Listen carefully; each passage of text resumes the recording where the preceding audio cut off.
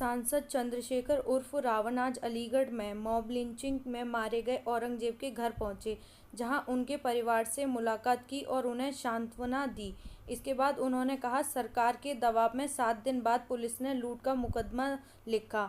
वहीं मौत के सत्संग के बारे में कहा कि जब दलितों का सत्संग हो रहा था तो वहां सरकार ने सुरक्षा देने की ज़रूरत नहीं समझी और बाबा की गिरफ्तारी की मांग कैसे की जा सकती है जब उनका नाम ही एफआईआर में नहीं है।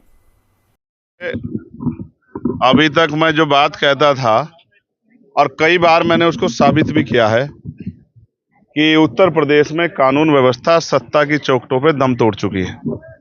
आपने और मैंने देखा कि एक मॉब लिंचिंग यहाँ हुई और उसका वीडियो है कि किस तरह से 12-15 लोग एक आदमी को सरियों से, लोहे की रोड़ों से, डंडों से पीट रहे और इतना पीटा कि उसकी जान चली जाती है। आज जब मैं उनके परिवार से मिला तो मुझे जानने का मौका मिला कि उसकी 22 फ्रैक्चर थे, 22 जगह तो उसकी हड्डियां टूटी गई थी। आप समझो कि उस पर कितने हमले हुए होंगे। और फिर उसको न्याय देने की बजाय जो लोग नामजद हुए उनको गिरफ्तार करने की बजाय अभी 6 से ज्यादा लोग जो हैं जो खुले घूम रहे हैं, अपनी दुकानों पे काम कर रहे हैं, लेकिन पुलिस ने उनको गिरफ्तार नहीं किया। जो कि पुलिस ने, आप समझिए, सरकार में अगर किसी मुसलमान के साथ मॉब लिंचिंग हो या दलित के साथ या पिछड़े वर्ग के साथ, आदिवासी वर्ग के साथ मॉब लिंचिंग हो और पुलिस तत्काल कार्रवाई करे तो कार्रवाई आप समझिए इतनी जेन्युइन होगी कि सब कुछ जांच परख के किया जाएगा, किसी का भी नाम फालतू ना हो जाए। तो उन लोगों को वीडियो एविडेंस के आधार पर चिन्हित किया गया और उनमें से 6 लोग बाहर आराम से घूम रहे हैं। उल्टा 11 दिन बाद इन्हीं के परिवार पे के 7 लोगों पे मुकदमा दर्ज कर दिया गया कि भाई ये लोग उसके साथ शामिल थे, जबकि सच ये है कि ये लोग अपने अपने कामों पे अपने अपने घर थे, ये वहां थे भी नहीं। तो मैंने यहाँ के कप्तान साहब से ये मांग की है कि वो घटना को दोबारा चेक कराएं। हो सकता है इनके साथ चंद्रशेखर आजाद भी वहां हो, और अगर चंद्रशेखर आजाद भी उनकी नजरों में, यहाँ की सत्ता के लोगों की नजरों में आ जाए कि वो भी थे, तो एक मुकदमा दर्ज चंद्रशेखर आजाद पे भी इनके साथ कर दे, सप्लीमेंट्री लगा के। और जब इनको जेल भेजना हो तो मुझे बता दे, मैं भी इनके साथ जेल चलूंगा। क्योंकि अगर आप न्याय नहीं दे सकते और इस वर्दी की गरिमा को भी नहीं बचा सकते तो आपको कुर्सी पे बैठने का कोई अधिकार नहीं।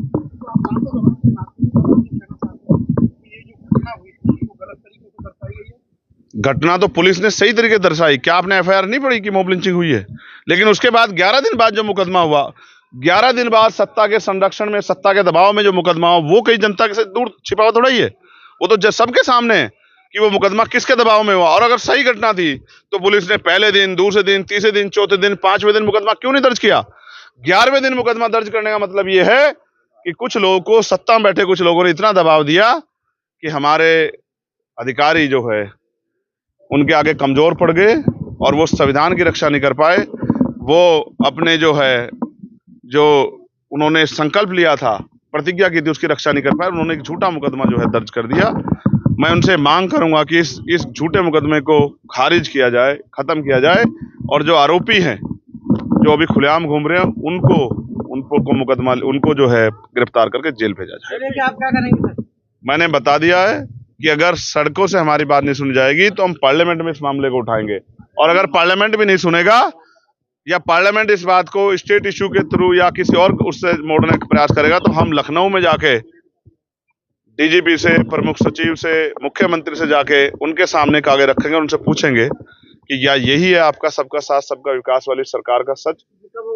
ये बहुत जल्द होगा। आप अपने आप देखना है कि बहुत जल्द आपको होता दिखाई देगा, क्योंकि लोगों को मरने के लिए नहीं छोड़ सकते हैं। एक और ऐसा ही केस जो है घटना, वो मलखान सिंह की भी जो है बताई जा रही है। आप ये देखो, भीड़ को अगर छूट दी जाएगी तो ऐसे तो कल कोई पकड़ के मुझे भी पीट पीट के मार देगा, क्योंकि मैं तो बहुत लोगों की आंखों में किरकिरी हो गया हूँ। जब मैं अन्याय के खिलाफ आवाज उठाता हूँ दमदार तरीके से, तो जो लोग अन्याय करते हैं उनको जेल जाना पड़ता है, उन पर मुसीबतें आती है, तो वो तो किसी दिन भीड़ से पकड़ के मेरी भी पीट के हत्या कर देंगे।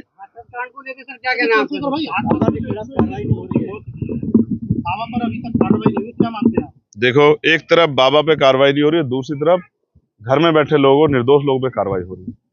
पहली बात तो ये पुलिस और प्रशासन का फेलियर था, जिसको किसी भी कीमत पे भुलाया नहीं जा सकता। इतनी बड़ी भीड़ इकट्ठा हो रही है तो एलआईयू क्या कर रही थी, इंटेलिजेंस क्या कर रही थी, उनके पास इसकी क्यों जानकारी नहीं थी? और जानकारी थी तो उन्होंने उचित व्यवस्था क्यों नहीं की? मुझे ऐसा लगता है कि प्रशासन और पुलिस और सरकार ये जानती है कि वहाँ वंचित वर्ग की महिलाएं ज्यादा जाती हैं, वहाँ गरीब लोग ज्यादा जाते हैं, तो वो मर भी जाएंगे तो क्या फर्क पड़ेगा।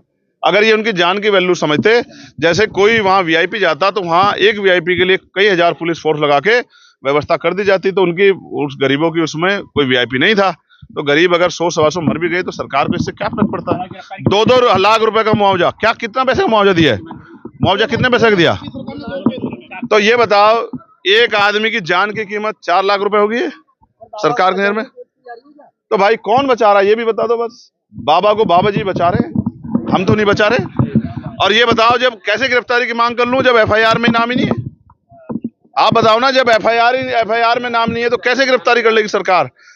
लेकिन यहाँ तो झूठी एफआईआर भी हो रही है। यही मैं आपको सच बता रहा हूँ। मैं जाऊंगा, पीड़ित परिवार से मिलूंगा और मैं मुख्यमंत्री जी से और प्रधानमंत्री से मांग करता हूँ। वो तो बहुत धार्मिक लोग हैं, ये तो सिर्फ धर्म के लिए गए थे, भोले बाबा के उसमें गए थे सत्संग में, कि भाई इनकी जिंदगी अच्छी हो जाए, इनकी गरीबी, बेबसी, लाचारी, बीमारी खत्म हो जाए। तो ये तो आप ही की विचारधारा के साथ खड़े हैं, तो कम से कम इनको तो 25-25 लाख रुपए का मुआवजा देके इनके परिवारों को तो अपने पैरों पे खड़े होने का वो दो।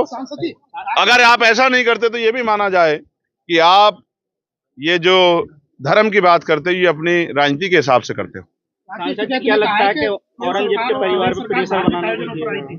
अगर धार्मिक आयोजन हुए, लोग मरे हैं, तो प्रदेश सरकार को जिम्मेदारी लेनी चाहिए। बिल्कुल जिम्मेदार लेनी चाहिए, बिल्कुल जिम्मेदार लेनी चाहिए। अब तो अभी देखिए कावड़ का त्योहार आ रहा है, धार्मिक आयोजन आप कराएंगे पूरी व्यवस्था से, तो धार्मिक आयोजन आपकी सरकार और आपके विचार में तो बहुत मेल है। तो इसलिए मैं सरकार से कहूंगा कि वो इनको गरीब, दलित, पिछड़े वर्ग की महिलाएं समझ के, गरीब परिवारों की महिलाएं समझ के इनके साथ खिलवाड़ ना करें और कम से कम 25-25 लाख रुपए का मुआवजा इन परिवारों को दें। क्या लगता है औरंगजेब के, और मैंने उसमें अपनी बात रखी है। मैंने कहा है कि उन पे सख्त से सख्त कार्रवाई की जाए, उसकी जांच हो, सीबीआई जांच।